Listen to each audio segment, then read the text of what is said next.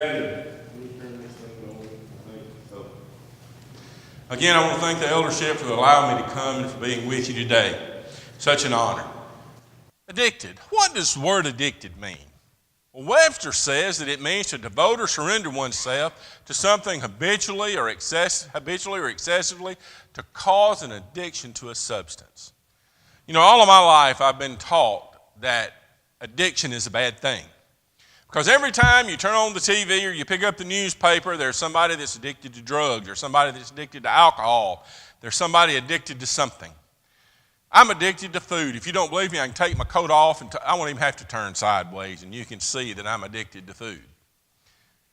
But everybody has an addiction. But I've always been warned of that.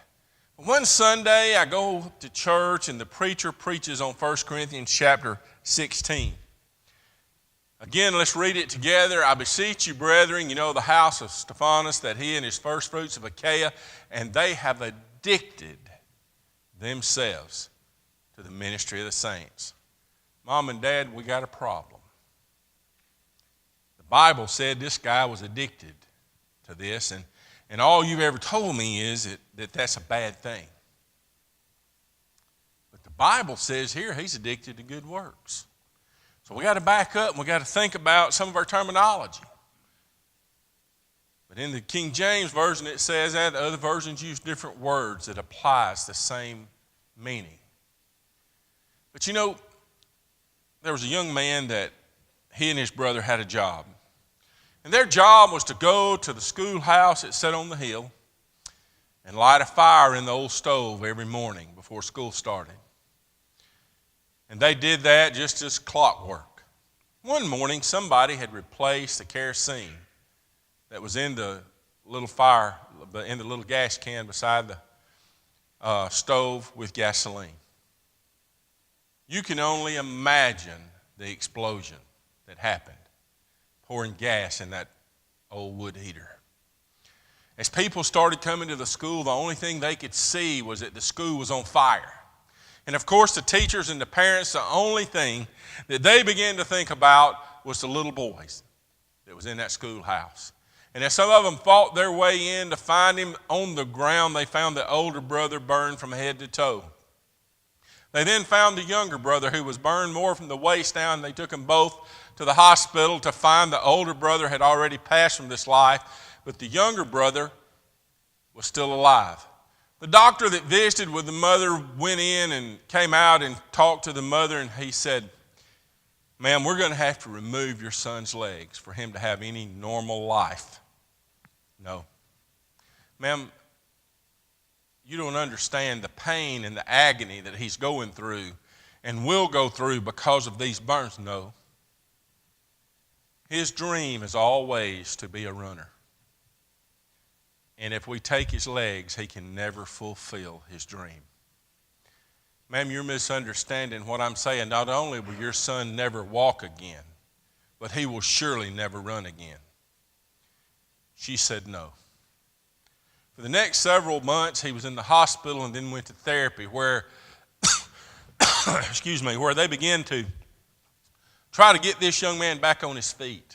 And the mother would get up early and start massaging his legs to try to get feeling back into his legs so that he could go to therapy and do the best that he could do.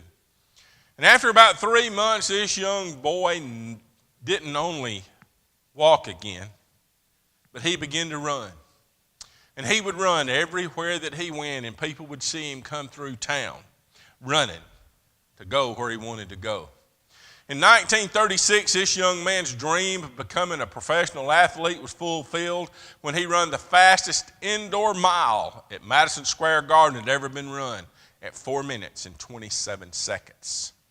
In 1936, his dream was further fulfilled where he became a member of the 4x4 relay team for the United States in the Olympics, where they won that event. I'm going to tell you something, brethren, it took commitment. No, it took an addiction to wanting to run for that young man to overcome that. This young man was named Dr. Glenn Cunningham. He not only became a professional athlete, but because of the things he had faced as a child, he went and became a doctor so that he could dedicate the rest of his life to helping kids that had challenges as he faced as a child.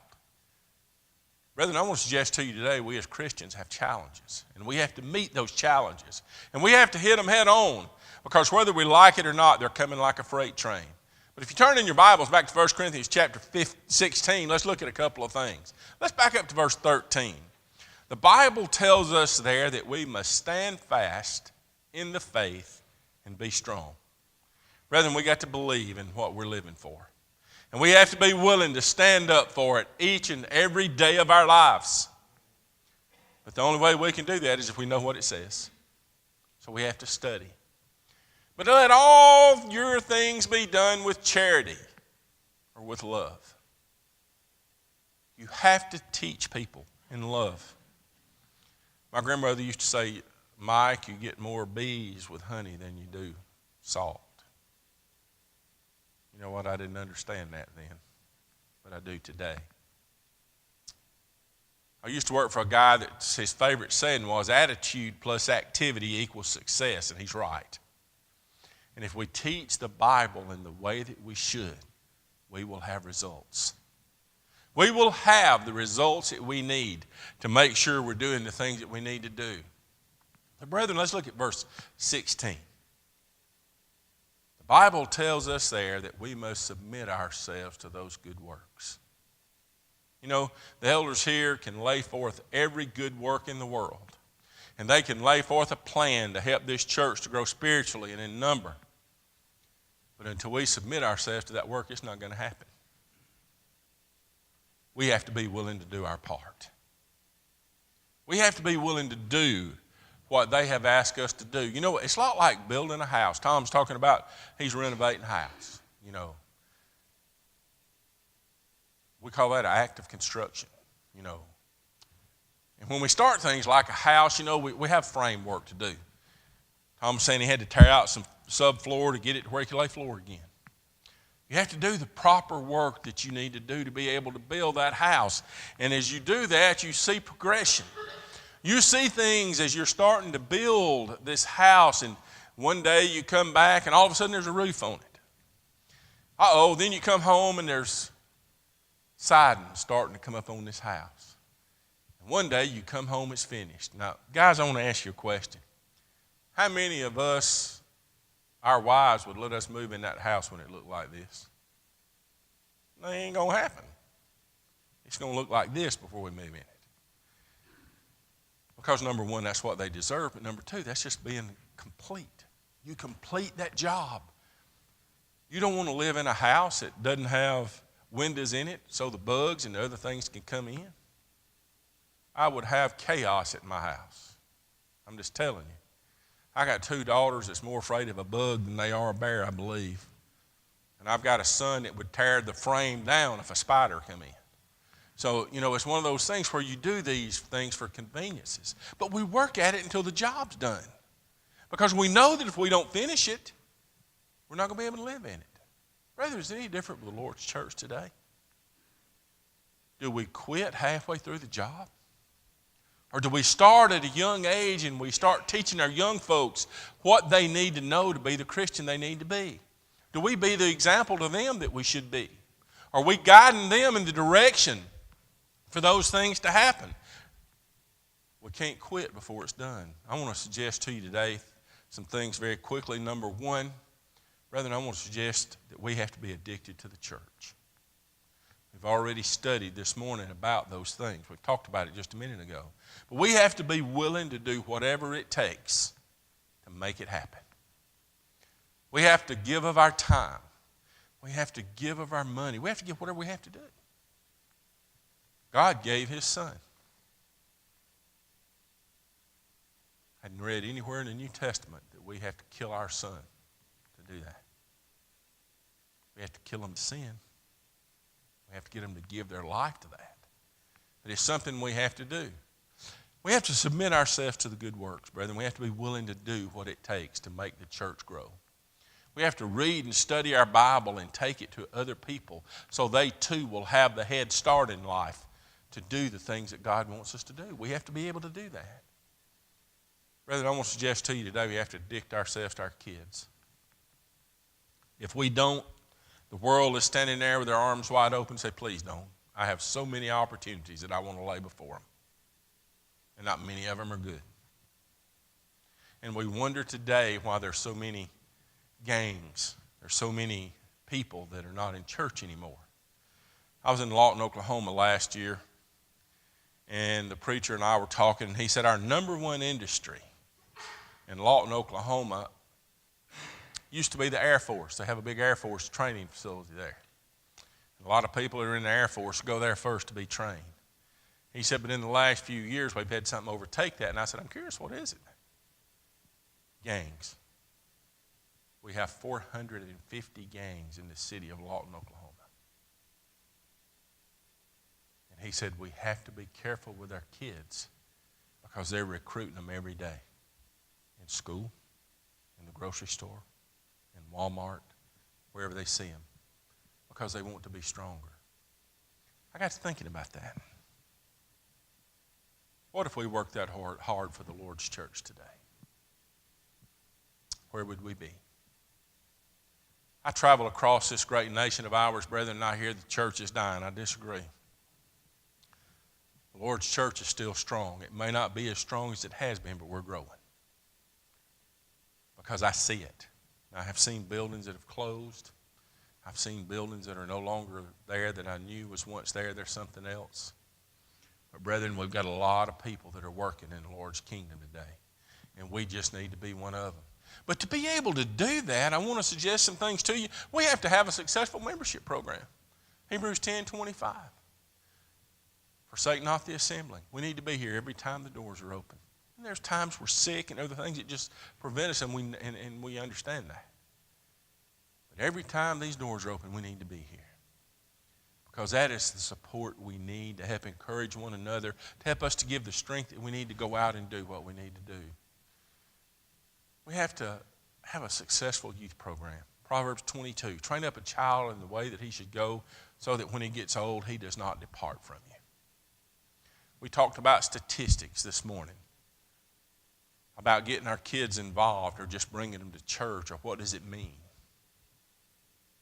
I've got a 27-year-old daughter, soon to be 25-year-old son, and a 19-year-old daughter.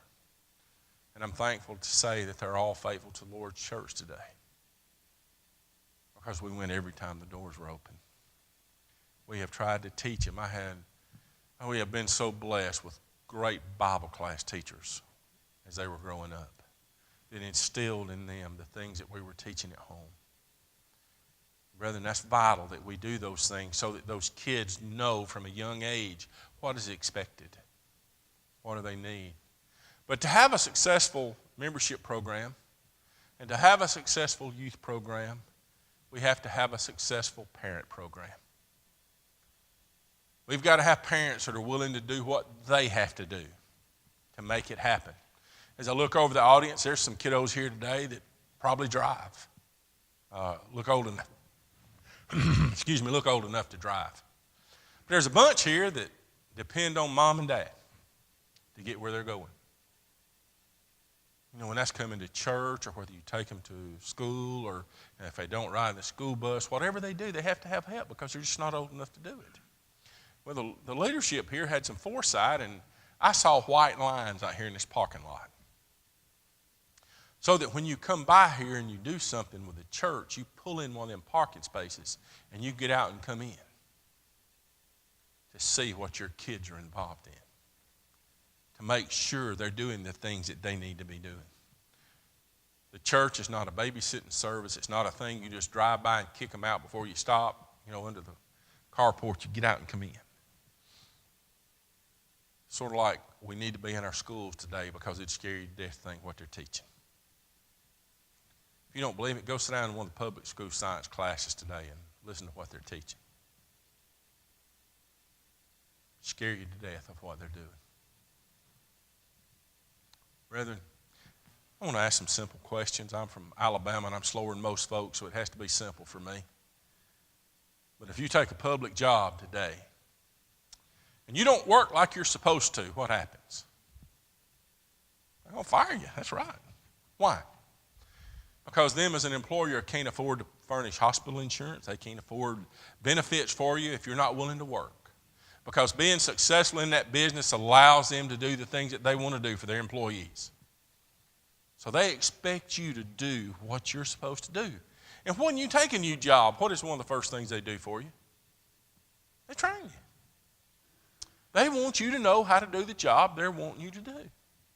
My wife has been a registered nurse for 31 years about it. She's delivered babies most of that time. And she has taken a new job with the state, and she has been in training for 6 months on what it takes to be a nurse. Why? Because it wasn't delivering babies anymore. It was something else they wanted her to do. My oldest is a math teacher. And I think about back when I was a kid and I started to school, my grandmother told me, Michael, you're going to study reading, writing, and arithmetic while you're in school all the time. Yeah, Grandmama, you haven't been to school in 50 years. You don't know what you're talking about. Guess what I studied throughout my schooling? Reading, writing, and arithmetic. Now, they've changed the names now, but it's still the same. My daughter, a couple of years ago, finished her master's degree in math education. Through the 12th grade in high school, she studied reading, writing, and arithmetic. She went to college for 4 years and studied reading, writing, and arithmetic. And I thought, well, she ain't going to learn no more. I mean, 16 years, good night. I'm slow, but, in 16 years of studying reading, writing, and arithmetic, you ought to know what you study. She goes to work on her master's degree for 2.5 years, and guess what she studied? Reading, writing, and arithmetic. I said, they must have known where she was from. Now she's looking at her doctorate degree. Another 3 years, and guess what those classes are? Reading, writing, and arithmetic. Why? Brethren, we learn by repetition. The Bible hadn't changed, but if we continue to study it, what do we learn? Something new every day. We learn the things that God has planned for us. If our kids don't perform at school, what happens? They fail. They have to repeat that grade because they didn't take the time to study. Brethren, what if we fail as parents? And for me, this is where the rubber meets the road. We don't perform as Christians either, and we lose our souls and our kids' souls to eternity. It's time we started doing what we needed to do, because we don't want to lose our souls or our kids' souls to eternity. And if I asked you today, what would you do for your kids, what would the answer be? Anything. Whatever their needs are. They need us to teach them God's way. They need us to do that. If you turn in your Bible to Job chapter 1, there's a story there of Job and his commitment. And I want you to think about this with me. Job chapter 1 verse 1 tells us that he was perfect, he was upright, he feared God, and he hated evil. If you go on into verse 2, the Bible tells us that he had 7 sons and 3 daughters. What it doesn't tell us is he was probably bald-headed because he had 7 sons. I've had one, and I know where I'm going shortly. I'm kidding. Hinton's a good kid, and I pick at him all the time. If you look in verse 3, I want you to think about this one with me. Job's possessions were great. 7,000 sheep. We didn't say 7. We didn't say 700. We said 7,000 sheep. 3,000 camels. 500 pair of oxen. So he had 1,000 that we know of. 500 female donkeys. He was considered the greatest man in the East. Now, I told you during Bible class, I grew up on a small farm in Alabama. We had 136 cows, 6 pigs, 2 dogs, and a stray cat. And I knew what it took to feed them animals. I'm getting tired thinking about feeding time at Job's house. That is not a one-man job, I promise you. It was all me and my dad and my brother could do to keep up with what we had. He had a lot. But if we read verses 9 through 12, the devil came to Jesus and said he could make Job sin. Jesus said, okay, you can touch everything that he's got, but you cannot touch his personal being. 13 through 19, brethren, let's think about this. A servant came, told him that his sons and daughters were eating together. The Sabaeans came and took all of their oxen and all of his asses, and he killed all of the servants that were caring for him but one. And I had to come tell you what happened. Again, another servant came to him and told him a great fire fell from God, killed all the sheep and all the servants but one, and he was spared. And it was his job to come tell Job what had happened. It wasn't very long till another servant came and said the Chaldeans came, and they took all the camels and killed all of the servants but me. And I had to come tell you what happened. It wasn't long till another servant came, and he said, a great wind came and blew out the four corner posts of the house, and it killed all your sons and all of your daughters. You know, Job was apparently a businessman. He had a big farm. And as these animals were dying, he began to think what it took to get back to these things and what he had to do. That's just the way that farmers are. They begin to think ahead because you have to. But I can't imagine. I just can't imagine the feeling he had when the man came or the servant came and said that all of his kids were dead. I know how much I love the three I got, and I can't imagine something happening to them. Just can't imagine it. But how did Job look at this? In verse 21 and 22, he said, naked came I out of my mother's womb, and naked shall I return thither. The Lord gave, and the Lord hath taken away. Blessed be the name of the Lord. In all this Job sinned not, nor charged God foolishly. Wow. How many of us, brethren, would have had the faith to do and say what Job just said? I can hear it now. Po, pitiful me. I've lost everything. I just can't imagine. Why would God do this to me? Guess what? It didn't end there. When we go on into chapter, I'm going the wrong way here, in verse 2, Job said, I can still make him sin. God said, that's fine, you can touch him, but you can't kill him. And we know the story. Job was struck with boils, sores all over his body, and he would take broken pottery and scrape those sores to try to get rid of them. His wife said what to him? Curse God and die. It would have to be easier than what you're going through. His friends came and spent a week with him. What did they say? The exact same thing. But in all this, Job sinned not, nor charged God foolishly. I'm going to suggest something to you. Job had it rough. Can't imagine what all he went through. We have storms today and hurricanes and tornadoes that takes everybody's house away. And sometimes death occurs. But to lose everything that you have physically can be replaced. You can't replace those kiddos if they're gone. How about Abraham? You know, he's one of my heroes in the Bible. He was known as a man that feared God. If you turn in your Bibles to Genesis chapter 22, God told Abraham there to prepare to offer Isaac, his son, as a sacrifice. What did he do? He got his servants together and he began to prepare for going to offer this sacrifice. As they get close to where they're going and they begin to see it, Isaac wasn't a dummy.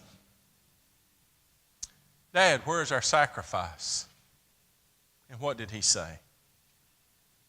God will provide.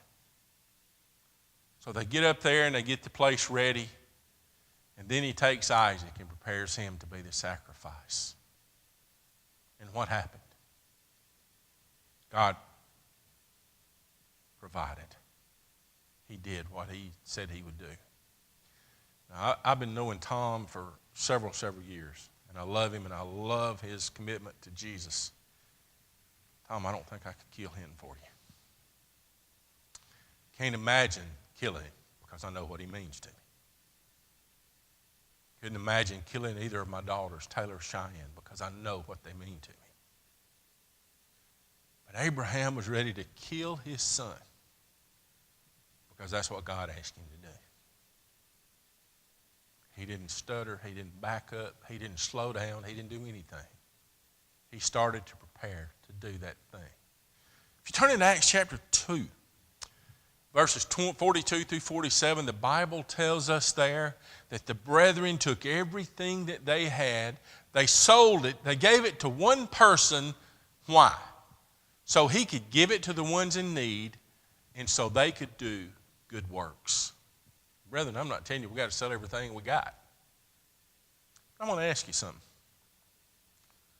Could we offer our son or our daughter for somebody else? I guess the better question is, would we be willing to do that? To save somebody else's life? Are we committed today to what God has asked us to do? I can't imagine losing my kids. One of the things that I love to do when I have spare time, I'm gone about 30 weekends a year for lads and work in Montgomery most of the rest of the time during the week, trying to get prepared for what I'm doing. So I understand busy. So when I have time, I love college football and I love to watch it, but I love to get me a bag of popcorn because I love popcorn, okay? And I had a little dog that used to love popcorn as much as I did. She's passed on now. But if I was at home, I would go and I would get me a big old glass of ice water because I love ice water. And I'd pop 2 bags of popcorn. Because if I wanted to eat mine, I had to pop Sadie one. Because she wanted as much popcorn as I did. And I would gather up anything that could ring or vibrate and put it beside my chair. Because I wanted to watch Animal Planet. I wanted to see what them crazy folks are going to do next. One Saturday, I'd been working 3 jobs, and on Saturday, I'd got back home, and my family had left to go to Bible camp, and for the first time in 6 months, I had not come home and have to watch The Lion King. Because my daughter and son was at that stage, and it was on when I left for work in the morning. It was on if I came home and eat lunch. It was on when I went to bed. I felt like I was the Lion King. I could almost say it by heart. I'd find myself going down the wrong road singing them stupid songs that was on that movie. It was just unbelievable. So for the first time in 6 months, me and Sadie was at home, and I was going to get to watch Animal Planet. And I'd took a shower and gathered up all my little stuff that I wanted and sat beside my chair, and she's barking already for some popcorn because she could smell it. And so I turn on the TV and turn it to Animal Planet, and the first thing I see, a man committed to his job. I was so depressed, I didn't know what I was going to do. I thought, well, let me see what this is about. If not, I'll flip over and watch football. Well, the next thing I know, the show comes on, and here is a field of weeds. I'm talking weeds. Couldn't see nobody. But I could tell somebody was in them weeds because you could see him shaking. And it was running. It was like we used to run through the cornfield when I was running from Granddaddy with his hickory, And I could tell because all them weeds was shaking. And in a minute it'd stop, and it looked like somebody was having a tag team event in them weeds. And in a minute it'd take off again, and you could see that they was running. And as it got closer to the edge of the field, you could see this man was running, and like he was chasing something. And he got over close to the edge of the field, and he bent over, and it looked like he was pulling a water hose, trying to roll it up. And that man stood up, and had a king cobra by the neck. If they have a neck, I don't know. Well, when I get nervous, I get hot, okay? So I'm about 450 degrees right now because this man done picked up a snake. And my dog is barking her head off because I done quit throwing popcorn. I can't take a drink of water. I'm so scared if I move, that man's going to get snake bit that's holding that snake, you know. So I'm standing there sitting there for what seemed like an hour. It was about a minute with that guy looking at that snake eyeball to eyeball. And that neck was all spread out in the back, and I'm nervous as a long-tailed cat in a room full of rocking chairs. I just don't know what I'm going to do with myself. I can't move. Well, that man's standing there holding that snake, and he starts pulling it toward him, just slowly but surely. 450, 500, 750 degrees. I'm about to pass out. I'm so nervous. The dog's barking. I can't get her to hush. I still can't pick up my water and take a drink because I feel like I'm about to pass out. That man pulled that snake in and kissed it on the lips. I passed out. It was more than I could bear. In a minute, the TV come back on, and it narrowed down, and there was just two faces in it. The crazy man that was interviewing him and the crazy man that kissed the snake on the lips. And he said, "Why did you do that? Why do you do what you do?" He said, "Oh, it's simple. This is a family business. My great-grandfather caught snakes. My father caught snakes. I catch snakes. We are heroes in our community because these snakes are killing people that are working in fields or they're animals. And so when we go and remove them, we are heroes to these people." No, that's not what I'm talking about. Why did you kiss that snake on the lips? That was the question I want him to answer. Now, I want y'all to think about this with me, brethren. He said, a snake does not want to bite you any more than you want to get bit. That is not true. I'll just go ahead and tell you. That's not on my bucket list to get bit by a snake, okay? He said, but a snake has to know that he can trust you. Do what? Yeah, if he knows he can trust you, then he won't bite you. And he said, you can never look away. Now I'm rewinding in my mind, and I'm thinking about this crazy man that picked this snake up. And the whole time he had him, he looked at him eyeball to eyeball. He brought him in. He kissed him. The snake's head went in. He relaxed down. The man picked him up and put him in a bag. Now, my dog died at 15, and I ain't never kissed her on the lips. If I wanted her to trust me, I give her treats. You know, I rubbed her. You know, you rub a cat behind the ears. You know.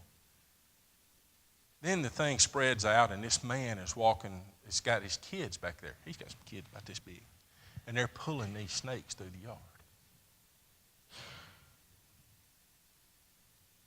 Now, brethren, I want you to think about that with me. I went around the world to ask you this question.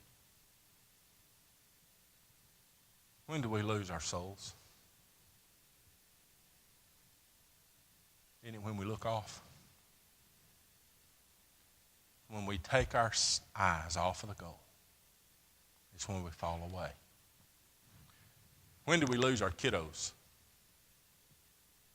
When we take our eyes off of them and their goal and what we have to teach them. The old boy that kissed the snake on the lips taught me a lot that day, and he didn't even know it.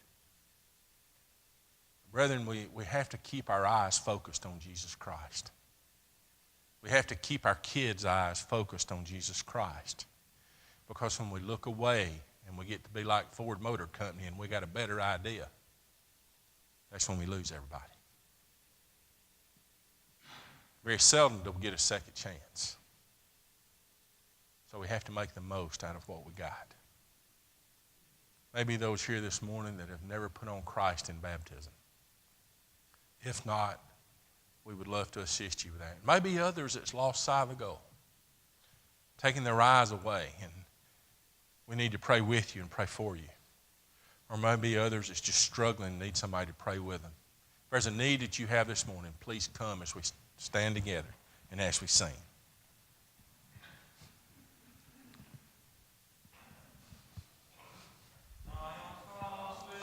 ring.